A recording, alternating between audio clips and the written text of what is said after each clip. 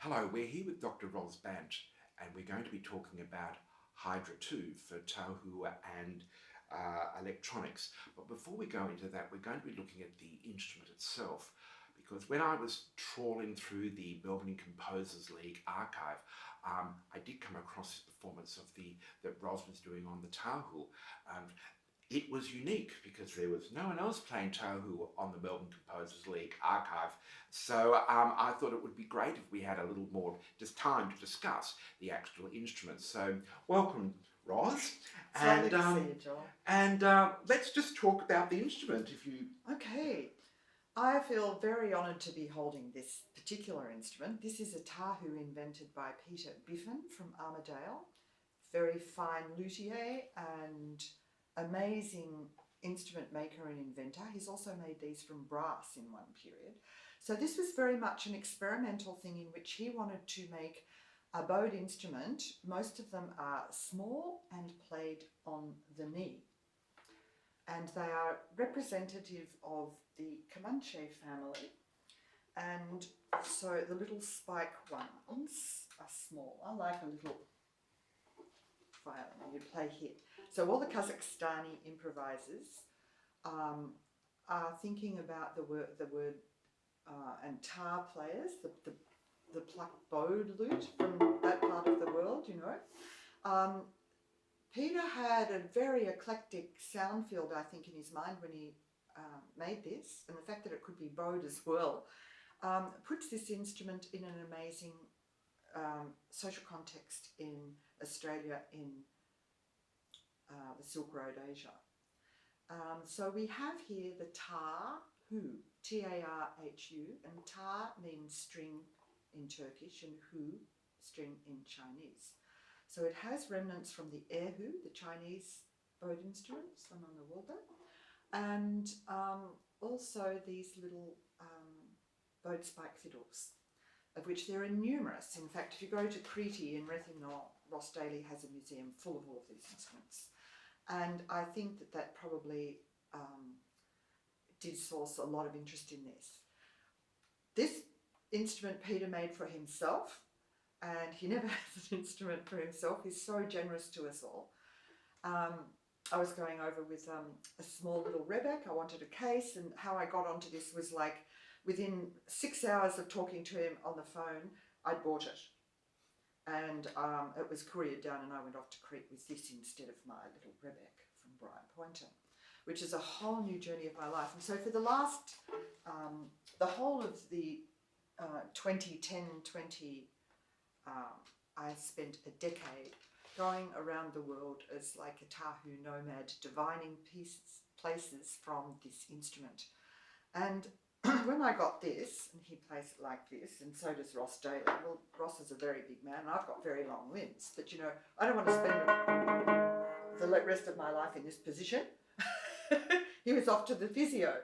So I decided it would be much better, as I'd also had beginner's class viola da gamba, that I would play it lower down. But this spike is an invention of mine with Peter, so I can take it apart and put it in the case, otherwise, and it's very strong because this weighs 9 kilos in its case, this instrument. So I'm playing on 4 cello strings. So you can play and tune it however you like. I've got G, D, A, D for my purposes today, but I play it with all kinds of things and preparations with Indonesian chopsticks and all kinds of things.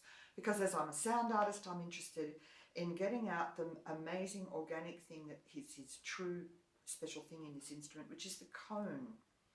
The cone is cedar in this beautiful beehive. This comes apart, it's in 2 sections. And in there, all of these sympathetic strings underneath here, which are going all these other pegs. So I've got 4 that I play on and 8 are just going sympathetically. So there's a huge amount of resonance, and that gets to be transmitted through the spike, so I can feel the ground at the moment I'm playing and feel its impact on all the harmonic spectrum that when I bow generates in contact with the ground, and that's what I'm interested in on this instrument. on how we connect to nature, each other, and the world. So that decade of Tahu Connections double CD is my investigation of those, and you can hear that on the Hearing Places website on Bandcamp for nothing.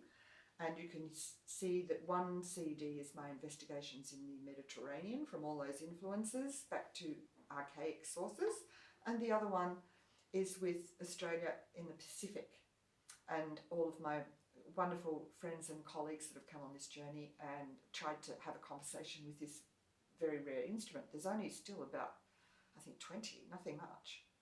So I feel very honoured to have this one. So does that kind of cover the organology part of this? Yeah, it does.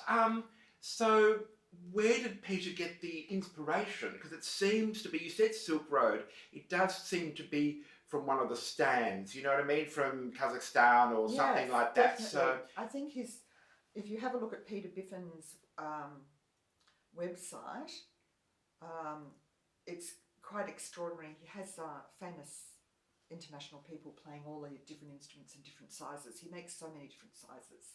But of this particular long neck tahu, played like this, I'm the only one. So I was interested in having a lot of free space because, you know, I'm a conceptual spatial composer. So the space of this on the ground and I'm at it, I'm just like the little bee putting the sound into the world, which is a huge honour.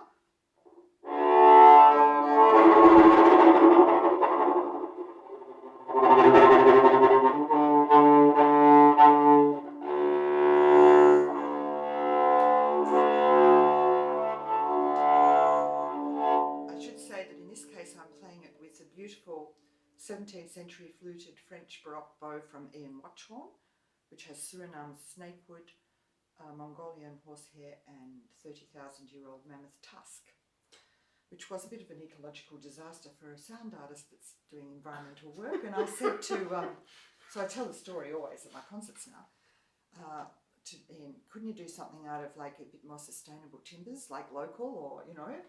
And he said, would you deprive somebody like you the best timber that's already cut in the world? And there's such a good supply of 30,000-year-old mammoth tusk, you can go to Russia and have a 30,000-year-old mammoth steak. So there's endless supply with the global warming.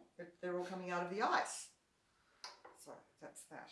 So I do love this bow and it's got a beautiful sound. okay, I think we need to move on slightly so we can get into moving into The Hydra piece? 2. Yes. So how did you, what were you trying to achieve or exploit about the instrument in Hydra 2? I was trying to bring out, firstly, the conceptual idea that in 2003, when I did all-night shark recordings in the Melbourne Aquarium, that people don't usually hear these unmediated sounds because they haven't had a hydrophone, especially back then. So I was interested in having a discourse with all these little tiny polyps that are the beginning of the food chain with the tahu, so that people in a concert situation would become audible and aware of these basic tiny things that are so important to the entire food chain of the marine life, freshwater and saltwater, and that spatially they have very short decay times. So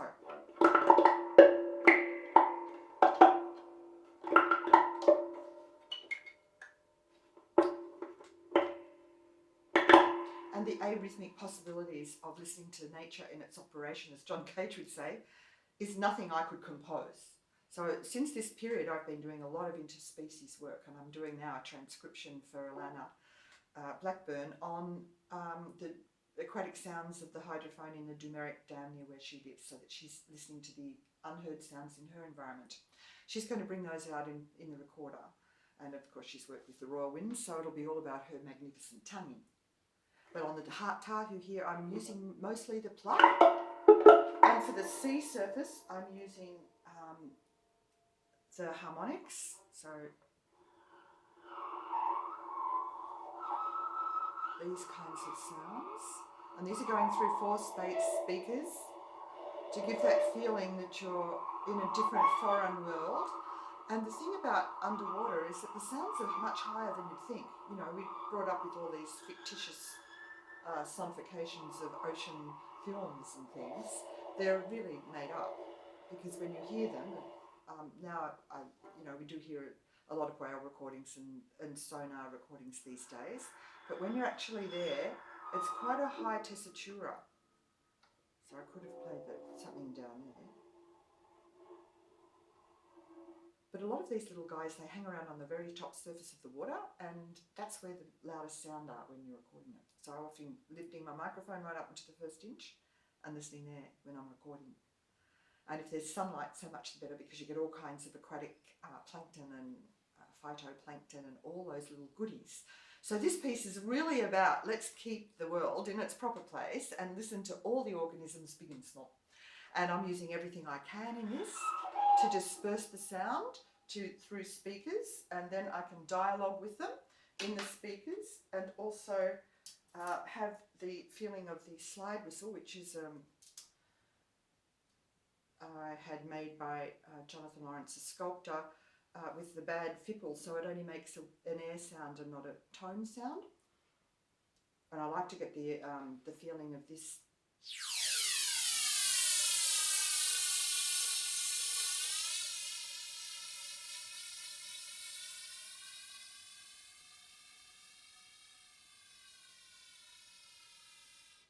So you can see in all of these examples, I'm interested in the full spectrum of pitch.